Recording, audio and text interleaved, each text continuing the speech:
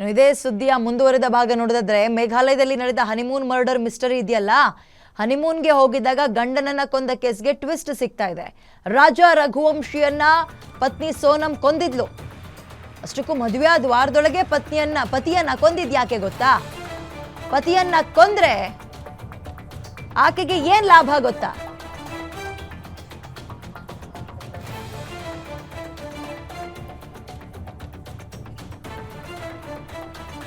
ಒಂದೇ ವಾರದಲ್ಲಿ ಎಲ್ಲವೂ ಮುಗ್ದಿದ್ಯಾಕೆ? ಒಂದೇ ವಾರದಲ್ಲಿ ಗಂಡನನ್ನ ಕೊಂದಿದ್ಯಾಕೆ ಗೊತ್ತಾ? ಪತಿಯನ್ನ ಕೊಂದ್ರೆ ಆಕೆಗೆ ಏನ್ ಲಾಭ ಗೊತ್ತಾ?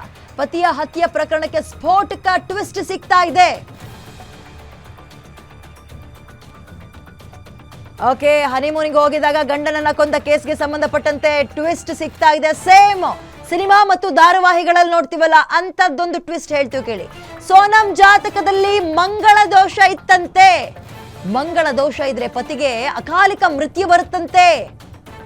ಪ್ರಿಯಕರನನ್ನ ಮದುವೆ ಆದ್ರೆ ಆತ ಎಲ್ಲಿ ಸತ್ತೋಗ್ಬಿಡ್ತಾನೋ ಅಂತ ಬೇರೊಬ್ಬನನ್ನ ಮದುವೆ ಆಗಿ ರಾಜಾ ರಘುವಂಶಿಯನ್ನ ಆಕೆ ಮದುವೆ ಆದ್ಲಂತೆ.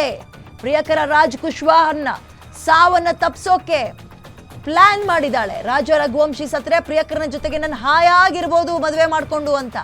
ಮಾವ ಅಶೋಕ್ ರಘುವಂಶಿ ಬಿಚ್ಚಿಟ್ಟ ಹತ್ಯೆಯ ಅಸಲಿ ಸತ್ಯ. ಅದಕ್ಕೆ ಹೇಳಿದ್ದು ಸೇಮ್ ಸಿನಿಮಾ ಮತ್ತು ಧಾರಾವಾಹಿಗಳಲ್ಲಿ ಇಂತಹ ಕಥೆಗಳನ್ನ ಇಲ್ಲಿ ತನಕ ನೋಡ್ಕೊ ಬಂದಿದ್ದೀವಿ. ಅಂಥದ್ದೇ ಇಲ್ಲಿ ಮರುಕಳಿಸಿದೆ ರಿಯಲ್ ಲೈಫ್ ನಲ್ಲಿ.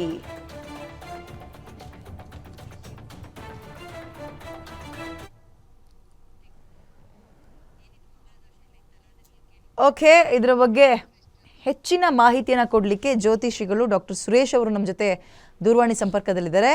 ಗುರುಗಳೇ ನಮಸ್ತೆ. ಮೇಡಮ್ ನಮಸ್ಕಾರ ಮೇಡಮ್.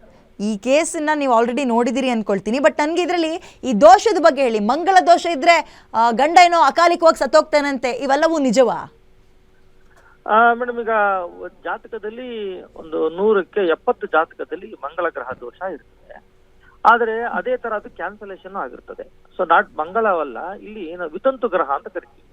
ಈ ಮಂಗಳನನ್ನ, ರಾಹುವನ್ನ, ಶನಿಯನ್ನ, ಕೇತುವನ್ನ, ಪಾಪಗ್ರಹಗಳನ್ನ ನಾವು ವಿತಂತು ಗ್ರಹ ಅಂತ ಕರಿತೀವಿ. ವಿತಂತು ಗ್ರಹ ಅಂದ್ರೆ ಮಾಂಗಲ್ಯ ಕಾಲವನ್ನ ಕತ್ತರಿಸುವುದು ಅಂತ ಕರಿತೀವಿ. ಸೊ ಮಾಂಗಲ್ಯ ಕಾಲ ಕತ್ತರಿಸಬೇಕಂದ್ರೆ ಅದ್ರಲ್ಲಿ 3 ತರ ಬರುತ್ತೆ.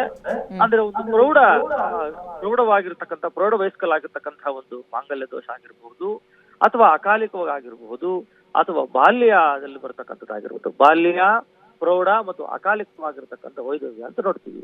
ಇದು ಈ ಮರ್ಡರ್ ವೈಧವ್ಯಕ್ಕೆ ಸಂಬಂಧಪಟ್ಟಿದ್ದಲ್ಲ. ಇದು ವೈಧವ್ಯ ಅಂತಂದ್ರೆ ಅಕಾಲಿಕವಾಗಿ ಅವ್ರಿಗೆ ಆರೋಗ್ಯ ತುತ್ತಾಗತಕ್ಕಂಥದ್ದಾಗ್ಲಿ, ಅಥವಾ ಒಂದು ಅಪಘಾತಗಳಾಗ್ಲಿ, ಅಥವಾ ಯಾವುದೋ ಒಂದು ಕಾರಣದಿಂದ ಅವರು ಅಕಾಲಿಕವಾಗಿ ತೊಂದರೆ ಆಗ್ತಾರೆ. ಆದ್ರೆ ಇಲ್ಲಿ ಇರ್ತಕ್ಕಂಥ ಕೇಸು ಇದಕ್ಕೆ ಬಾಧಕ ಅಂತ ಕರೀತಾರೆ. ಬಾಧೆ ಅಂದ್ರೆ ತನ್ನ ಪುತ್ರರು, ಪತ್ನಿಯರು ಕಳತ್ರ ದೋಷ ಅಂತ ಕರೀತಾರೆ. ಅಂದ್ರೆ ಆ ಸಪ್ತಮ ಸ್ಥಾನದಲ್ಲಿ ಒಂದು ಶತ್ರು ಸ್ಥಾನ ಅಂತ ಇರುತ್ತೆ, 6ನೇ ಮನೆ ಶತ್ರು ಸ್ಥಾನ. ಆ ಶತ್ರು ಸ್ಥಾನವನ್ನು ಯಾವಾಗ್ಲೂ ಪಾಪಗ್ರಹ ಅಂತ ಕರಿತೀವಿ. ನಾವು ಜನ್ಮ ಲಗ್ನದಿಂದ 6ನೇ ಮನೆಯನ್ನ ಶತ್ರು ಅಂತ ಕರಿತೀವಿ. ಆ ಶತ್ರು ಸ್ಥಾನಾಧಿಪತಿ ಆಗಿರತಕ್ಕಂಥವನ್ನೇನಾದ್ರೂ ಸಪ್ತಮದಲ್ಲಿ ಬಂದಾಗ, ಅಥವಾ ಸಪ್ತಮಾಧಿಪತಿ ಹೋಗಿ ಏನಾದ್ರು ಶತ್ರು ಸ್ಥಾನದಲ್ಲಿದ್ದಾಗ ಕಳತ್ರರೇ ನಮಗೆ ಶತ್ರುಗಳಾಗ್ತಾರೆ ಅಂತ ಬರ್ತಾರೆ. ಅಂದ್ರೆ ನಾವು ಯಾರು ಪಾರ್ಟ್ನರ್ ಅಂತ ಕರಿತೇವೋ, ಯಾರು ನಮ್ಮ ಜೀವನದ ಸಂಗಾತಿ ಅಂತ ಕರಿತೇವೋ, ಅವ್ರಿಗೆ ನಮಗೆ ಬಾಧಕರಾಗ್ತಾರೆ ಅಂತ. ಹಾಗಾಗಿ ಕಳತ್ರರಾಗ್ಬೇಕು ಅಂತೇನಿಲ್ಲ.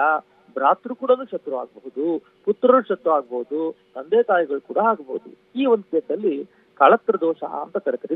ಇದು ಮಂಗಳ ಗ್ರಹ ದೋಷಕ್ಕೆ ಸಂಬಂಧಪಟ್ಟಿದ್ದಲ್ಲ. ಮಂಗಳ ಗ್ರಹ ದೋಷ ಅಂದ್ರೆ ಅವ್ರು ಅಕಾಲಿಕವಾಗಿ ಮರಣಕ್ಕೆ ತುತ್ತಾಗ್ತಾರೆ ಅಂತಿದೆ. ಅವ್ರ ಮಾಂಗಲ್ಯ ಕಾಲ ಕತ್ತರಿಸುತ್ತೆ.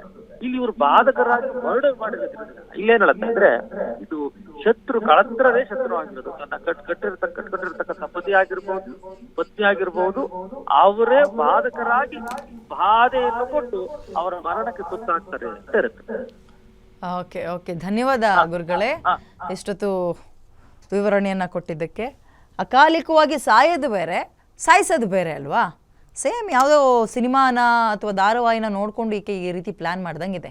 ಈಕೆಗೆ ಎಲ್ಲಿ ಯಾವುದೋ ಒಂದು ಗ್ರಹದ ಸಮಸ್ಯೆ ಇದೆ, ದೋಷ ಇದೆ, ಅದು ಮದುವೆ ಆಗಿಬಿಟ್ರೆ ಎಲ್ಲಿ ಪ್ರಿಯಕರ ಸತ್ತೋಗ್ಬಿಡ್ತಾನೋ ಇನ್ನೊಬ್ಬ ಹೋದ್ರೂ ಹೋಗ್ಲಿ ಅಂತ. ಬಟ್ ಆತ ಹೋಗಿಲ್ಲ, ಅಕಾಲಿಕ ಮರಣ ಅಲ್ಲ, ಈಕೆ ಕೊಂದಿರೋದಲ್ವ, ಇದು ಕೊಲೆ ಅಲ್ವಾ? ಇದು ಈ ಇತ್ತೀಚಿನ ಧಾರಾವಾಹಿಗಳು, ಸೋಷಿಯಲ್ ಮೀಡಿಯಾಗಳು, ಸಿನಿಮಾಗಳು ಯೂತ್ಸ್ನ ಯಾವ ರೀತಿಯಾಗಿ ದಾರಿ ತಪ್ಪಿಸ್ತಾ ಇದೆ ಅನ್ನೋದಕ್ಕೆ ಮತ್ತೊಂದು ನಿದರ್ಶನ ಅಷ್ಟೇ ಇದು.